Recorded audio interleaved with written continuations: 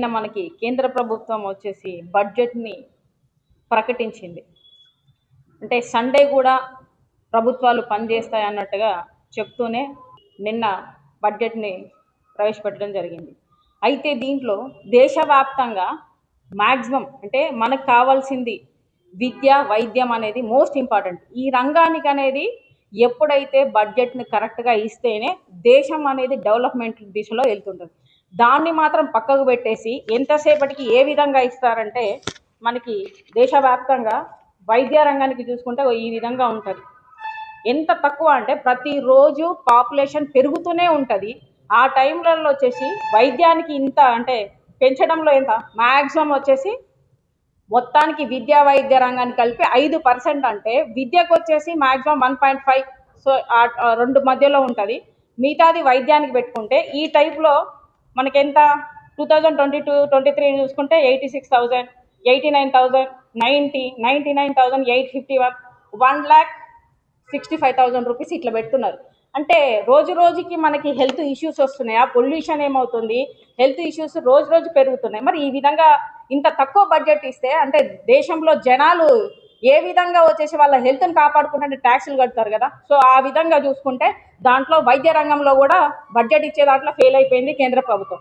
విద్యా రంగానికి కూడా చూసుకుంటే ఈ విధంగా మనకి అంకెలలో చూసుకుంటే కూడా పెంచింది ఎంతవరకు పెంచుతున్నారు, మ్యాక్సిమం 1000ల్లో పెంచుతున్నారు. 2,000, 3,000, 4,000 ఈ విధంగా విద్యా రంగాన్ని కూడా ఈ విధంగా పెంచుతుంటే దేశంలో ప్రజలు చదువుకోవాలి, యువత చదువుకుంటేనే వచ్చేసి వాళ్ళకి జాబ్స్ వస్తాయి, మళ్ళీ వాళ్ళు ట్యాక్సులు కడతారు. వీళ్ళకే మీరు వచ్చేసి బడ్జెట్లో వచ్చేసి వాళ్ళకి ప్రత్యేకంగా బడ్జెట్ సహకరించకపోతే మీరు ఏ విధంగా వచ్చేసి గవర్నమెంట్ని కానీ మన దేశాన్ని కానీ డెవలప్మెంట్ దిశలో తీసుకెళ్తారు? సో ఈ విధంగా ఉంది ఈ కేంద్ర ప్రభుత్వం. దాంట్లో తెలంగాణకి చూసుకుంటే కేంద్ర ప్రభుత్వం సమర్పించింది ఏమున్నది అంటే పెద్ద గుండు సున్నా మాత్రమే, ఏమీ లేదు అక్కడ. తెలంగాణ బడ్జెట్, తెలంగాణ రాష్ట్రంలో అత్యధికంగా ట్యాక్స్ అనేది పే చేస్తుంటుంది కేంద్రానికి, కానీ ఇచ్చేటప్పుడు మాత్రం మనకి పెద్ద గుండు సున్నా మాత్రమే ఇస్తున్నారు తప్ప కేంద్ర ప్రభుత్వం తెలంగాణకు బడ్జెట్ విషయంలో వచ్చేసి మనల్ని మొత్తానికే పక్కదోవ పట్టించేసి మనల్ని జీరో అనే టైప్లో చూపెడుతున్నారు. ఈ విధంగా ఉంది కేంద్ర ప్రభుత్వాన్ని.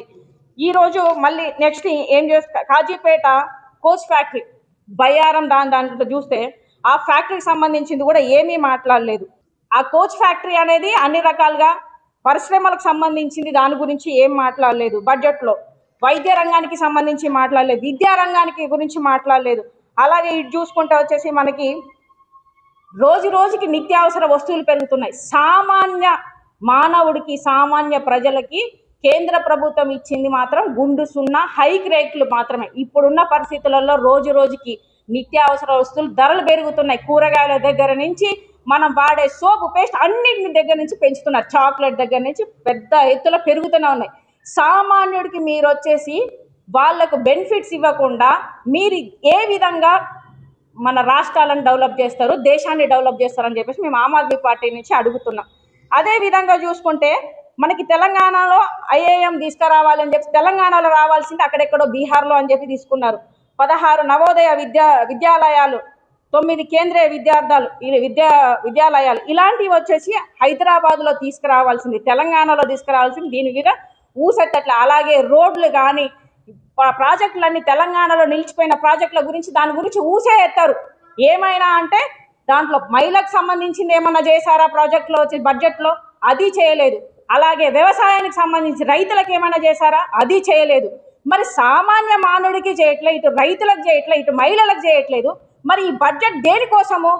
ఇప్పుడు ఉన్న సిచ్యువేషన్లో నిన్న ఏం చెప్పారు, కొన్ని ఎలక్షన్స్ ఉన్నాయి కాబట్టి ఆ ఎలక్షన్స్ మీద ప్రేమ గుట్టేసి మనోళ్ళు ఏం చేశారంటే రైలు ఏంటిది వందే భారత్ రైలు వచ్చేసి మేము దాంట్లో 7 కోచెస్ ట్రాక్స్ ఇవ్వడానికి అలా చేసేసి వందే భారత్ ట్రైన్లో వచ్చేసి Hyderabad to Bengaluru, Hyderabad to Pune, Hyderabad to Tamil Nadu అని చెప్పేసి ఇలా తీసుకొస్తున్నారు. ఈ దీంట్లో వచ్చేసి అది ఎక్స్ప్రెస్ సంబంధించి అంటే వందే మాత్రం ట్రైన్ అంటే మిడిల్ క్లాస్ వాళ్ళు, హై క్లాస్ వాళ్ళు దాంట్లో ప్రయాణం చేస్తారు. దీనికి సామాన్య మానవుడికి ఏమన్నా వచ్చేసి దాంట్లో ఉన్నది అవకాశం? మీరు సామాన్య ప్రజలకి సంబంధించిన బడ్జెట్లో వాళ్లకు మీరు బెనిఫిట్స్ ఇచ్చినప్పుడే మీరు దేశంలో అనేది మనకి డెవలప్మెంట్ అనేది అని వస్తుంది. మీరు ఈ విధంగా బడ్జెట్ ప్రవేశపెట్టేటప్పుడు సామాన్య మానవుడు దృష్టిలో పెట్టుకోకుండా ఓన్లీ కార్పొరేట్లకు లెవెల్కి సంబంధించిన వాళ్ళకే మీరు వచ్చేసి న్యాయం చేయడానికి వాళ్ళకు మాత్రమే చూస్తే సామాన్య ప్రజలు దేశంలో ఉండొద్దా? సామాన్య ప్రజలకు ఎవరు వచ్చేసి మీరు చేస్తారు? ఈ విధంగా చూసుకుంటే మీరు ఇప్పటిదాకా పెట్రోలు, నిత్యావసర వస్తువులు ఏది కానీ ఇప్పటి వరకు సామాన్య మానవుడికి మీరు పెట్టింది పెద్ద గుండు సున్నా మాత్రమే, ఇంకేది లేదు. మన రాష్ట్రంలో 8 మంది మంత్రులు ఉన్నారు, మరి పోయి పార్లమెంట్లో కొట్టడానికి ఎందుకున్నారు? మీరు ఏం బీకనికున్నారని చెప్పేసి మేము ఆమ్ ఆద్మీ పార్టీ నుంచి అడుగుతున్నాం. ఏం చేస్తున్నారు? మీ మంత్రులను మేము ఎంచుకున్నాము, ఏంటి తెలంగాణలో ఎంచుకున్నారు, మీరు దాని గురించి ఎందుకు మాట్లాడలేదు ఇప్పటిదాకా? మీరు వేస్ట్, అసలు రాజీనామా చేయండి. ఇప్పుడు మున్సిపల్ ఎలక్షన్లు జరుగుతున్నాయి. మున్సిపల్ ఎలక్షన్లో నిజంగా మీ మంత్రులందరూ పోయి ప్రచారాలకు తిరిగితే ప్రజలు, అలాగే ఆమ్ ఆద్మీ పార్టీ మీరు ఎక్కడ ప్రచారాలలో ఉంటే అక్కడ పోయి మేము వచ్చేసి నిలదీస్తాము.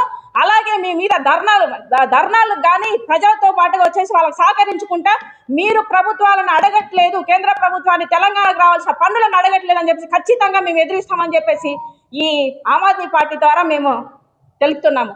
లైక్ చేయండి, షేర్ చేయండి, సబ్స్క్రైబ్ చేయండి. మరిన్ని వీడియోల కోసం బెల్ సింబల్ పై క్లిక్ చేయండి.